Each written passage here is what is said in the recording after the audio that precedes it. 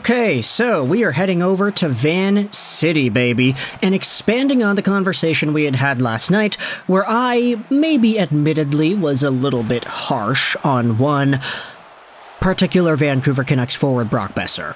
Yeah, you might remember the rant that we had and the commentary that we provided. Sure, it wasn't really like, the worst thing in the world. We said, hey, he had scored a goal, so he was fine, statistically, I guess, but yesterday, Brock Boeser might have had one of the worst periods of his Vancouver Canucks career in that second period stint against the Winnipeg Jets. If you take away the goal that he had scored, this guy was a continuous string of missed opportunities, and it might have been one of the most frustrating periods that anybody has played in a Canucks uniform in the past few years.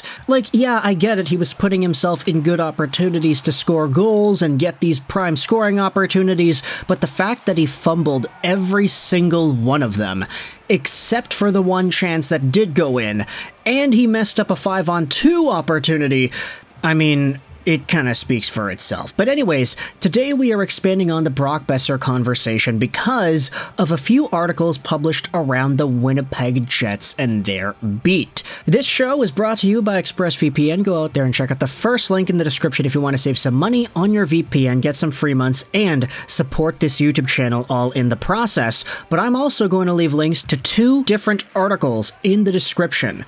First, we have ourselves this piece on The Athletic published by Murat Atesh on January 30th, 2025, Winnipeg Jets trade targets. Which top forwards would be that elusive perfect fit?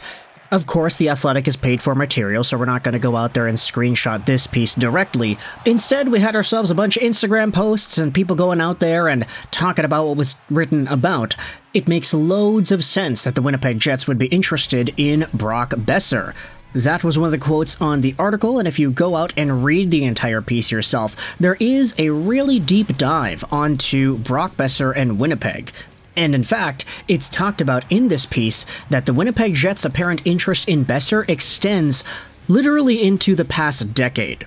Because if you head over to the 2015 NHL Entry Draft, you'll find that Brock Boeser was taken with the 23rd overall pick, selected by Vancouver. The Athletic article went out there and wrote about how the Winnipeg Jets, with their own 17th overall pick, which they used to select Kyle Connor, they were thinking about taking Boeser with that same 17th overall selection. And it turns out that if Vancouver didn't take Brock in the 23rd overall spot, Winnipeg likely would have taken Brock with their 25th overall pick, which they used to select Jack Roslovic instead.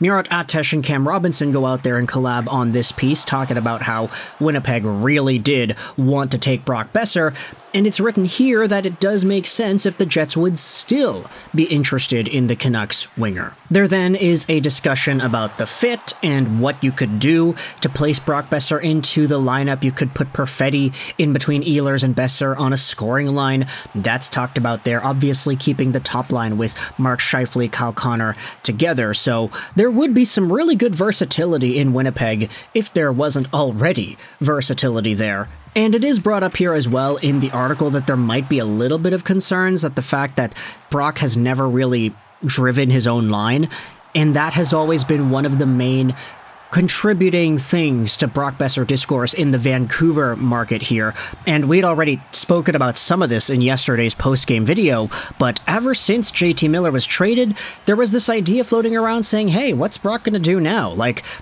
He benefited so much from JT Miller's playmaking and puck possession and the pace that Miller can play at, that Brock was able to be a net front presence, a guy who tips in pucks and who scores rebound goals and does it so well that he's able to get 40 goals on a season.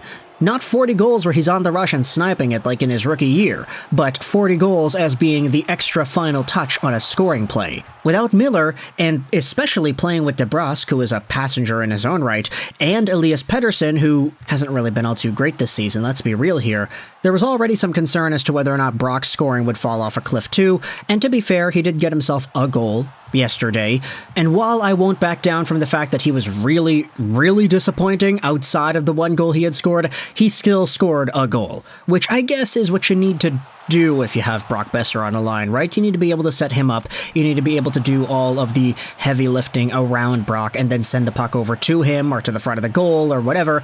and then he'll get himself the final touch and the goal will be scored. If he's on a line with Cole Perfetti, who is a super smart playmaker in his own right, and Nick Ehlers, who can drive pace of play himself, I actually do like that idea a lot. And there's a reason why Murat Atej goes out there and says in the article that, yeah, I would not be surprised if Brock is still one of the primary potential targets for Winnipeg, that they would still be interested in getting a guy that they were so confident in back in 2015. And with all the other talk around the market about whether or not Brock Boeser will be available, if he is an option for Vancouver to trade away because his contract is expiring at a pretty reasonable, for now, $6-point-something million a year, 6.6 essentially, there is reason to believe that if Brock is going to test free agency, then maybe at that time Winnipeg could be interested in this guy and then sign him or whatever. But still, as a rental option for a Winnipeg team that is one of the best in the NHL, there certainly is reason for them to go out there and target this guy at the moment. My question is, though, what is the trade return? What do the Winnipeg Jets have that the Vancouver Canucks would be interested in? Well, it's already been pretty heavily documented that they want themselves a scorer. They want themselves a guy to play down the middle. They're looking at guys like Josh Norris, for example. I'm not too sure if Winnipeg would be interested in trading any of their guys that can play center, like, I don't know, a Gabe Vilardi, for example. He's a first-line player, absolute stud in the Winnipeg Jets system ever since that Pierre-Luc Dubois trade, so definitely not him. Obviously, he would be a great fit in Vancouver, though, especially with all the Vilardi-Pettersson memes back from 2017. Vlad Namestnikov is playing center right now for the Jets, and he's had a pretty interesting season. He's been up and down, I'd say. Not necessarily the most consistent, but certainly a guy with some value. I mean, he's playing top 6 minutes in the Winnipeg Jets organization, for crying out loud. He's been on a little bit of a heater too as of late, so I guess that's pretty good for him. He is older though, and his contract also does expire at the end of the season, so maybe Vancouver wouldn't really be too keen on getting themselves any older rental players.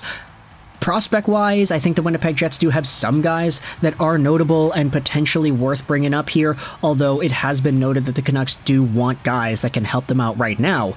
Brad Lambert, I'm thinking, if that guy's available in some sort of a trade because he already slipped in the 2022 draft, I would love a Brad Lambert to come over to Vancouver, play alongside of Aatu Räty, and take his AHL scoring prosperity to the next level.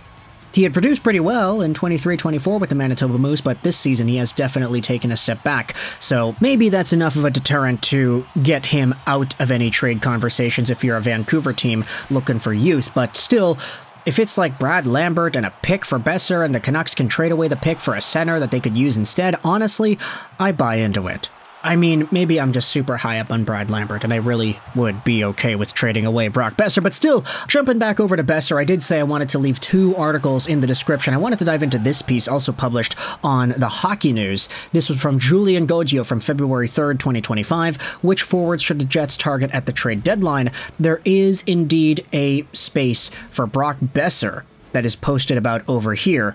Brock Boeser isn't a center like the previous names mentioned on this list, but his goal-scoring ability coupled with Ehlers' playmaking would be a match made in heaven and wouldn't require a top-end center. Boeser has proven that he can carry a heavier offensive load than Perfetti, and has shown that he would take the pressure off of Namestnikov. The 27-year-old is 1 year removed from scoring 40 goals and would drastically improve the Jets' offense. Pettersson and Barzal are the 2 names that have been thrown around but would require a massive haul to trade for. If the Jets are willing to bank on an offensive resurgence after acquiring either forward, then a deal would make sense, but both players come with a lot of risk. And so Boeser is indeed linked on multiple Winnipeg Jets outlets and articles talking about a potential fit here, with Murat Atej saying that the Jets could definitely be interested in this guy. I did want to make this video and get some thoughts out there. What are your thoughts on the entire Brock Boeser trade spectrum, and do you think Winnipeg is an appropriate landing destination? Honestly, with Jets fans, I feel like if you're thinking about comparable players, maybe Tyler Toffoli from last year would be the best one. Guy who isn't really the fastest, but who does have the hands to score, who can put himself in the right spots, and who can just be a pretty reliable option. For Brock, if you give him that playmaker, he'll be awesome, but as we had seen yesterday, he can have some bad moments once in a while, even if he does score goals. So, I don't know, that's just me being overly critical about Boeser from one bad game yesterday, but I want you to let me know your thoughts in the comment section below either way. Boeser to the Jets, yay or nay? What are your thoughts on a potential return? Let me know in the comment section. I hope you enjoyed this video. And bye.